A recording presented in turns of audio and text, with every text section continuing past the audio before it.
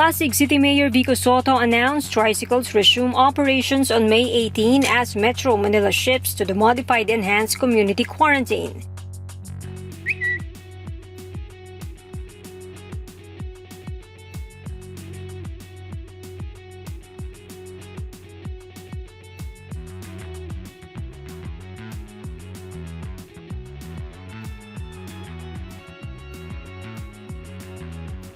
Sotto posted guidelines to be observed.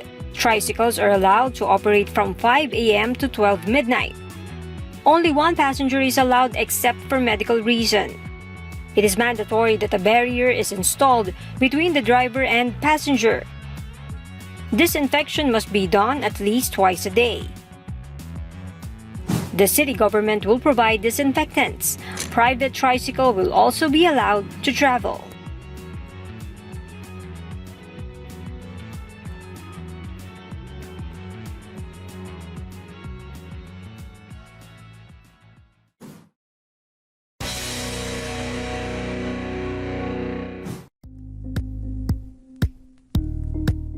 Thank you for watching Politiko TV. Please like and subscribe to our channel for more videos.